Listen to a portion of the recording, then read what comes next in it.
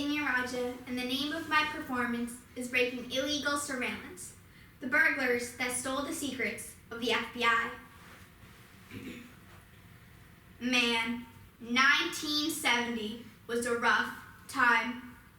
The Vietnam War was going on, and it seemed like nobody could agree on anything. I'd always thought the Vietnam War would be the only war I'd fight against, but that was all before I learned of a war in the very country that I lived in, the war against dissent.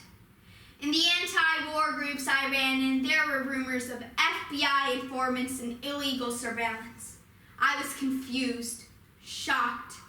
How could a government that claimed to be fighting for people's freedom in another country at the same time suppress its own people's right to dissent?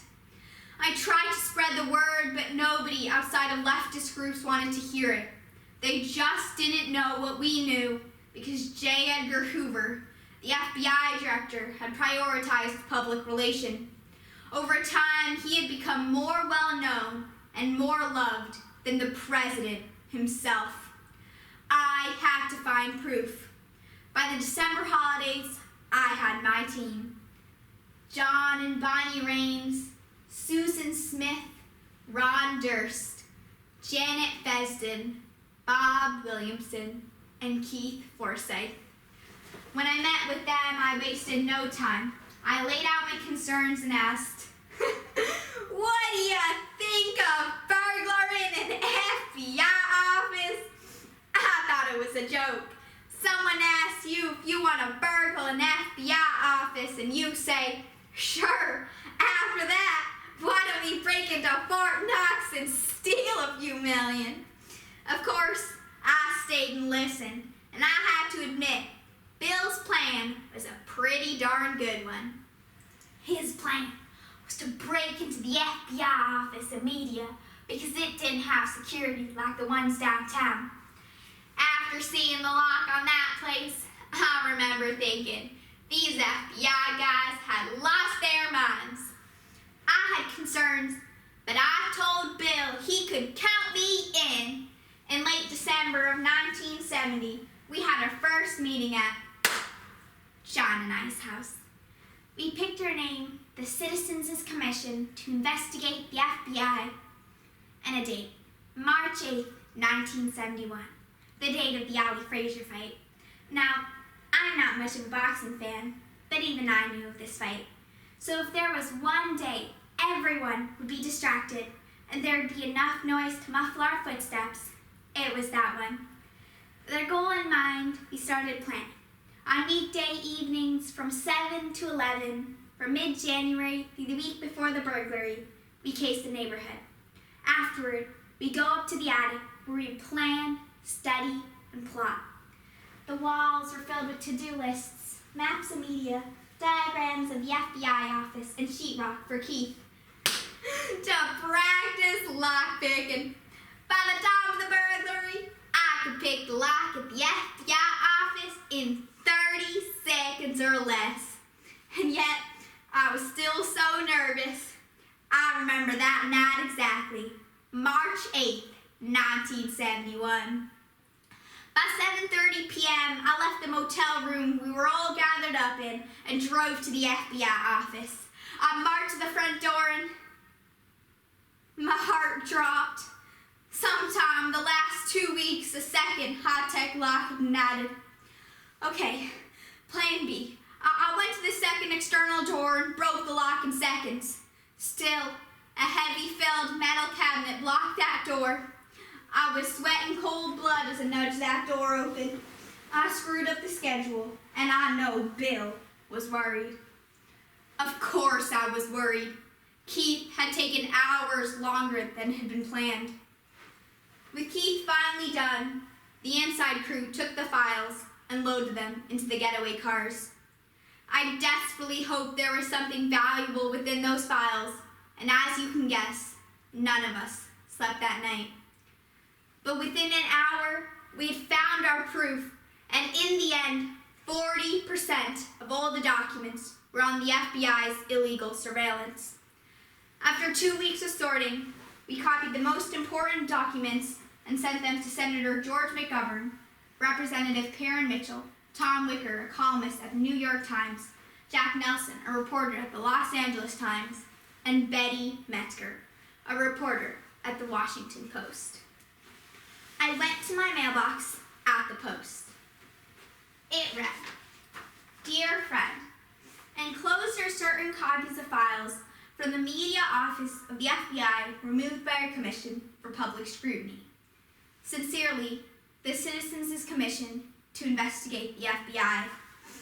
I immediately began to read the first of numerous documents I'd read over the next 2 months, and I was shocked. Every document told a story of FBI power that was unknown to anyone outside of the FBI. Illegal raids, informants, wiretapping, surveillance, false testimonies, murders, lies. The core of the FBI was a policy on spying, the opposite of what a law enforcement agency should be in a democratic society. FBI agents were advised to enhance paranoia and get the point across that there was an FBI agent behind every mailbox. Hoover had ordered phone operators and U.S. postal employees to intercept and report on citizens' transmissions. Every black student at Swarthmore College was under surveillance. Neighbors and friends were paid informants. The private lives of the nation's highest officials were in Hoover's files. The FBI sent anonymous letters threatening activists and spreading lies. Once, a letter was sent to MLK Jr. with his extramarital activities and a note pushing him to commit suicide. The FBI targeted programs such as the Puerto Rican Independence Movement, the New Left, the American Indian Movement, the Socialist Workers' Party, the Black Panthers, and the Communist Party. I was as shocked as thousands of Americans would be a day later. By 6 p.m., I finished my article, and by 10 p.m., we decided to publish. Reaction was swift and angry. Members of Congress and senators started issuing unprecedented calls for a congressional investigation. Newspaper editorial boards expressed their shock, and the people took their own stand. Media-filed documents were nailed to trees. And I was just proud to be part of such an influential event.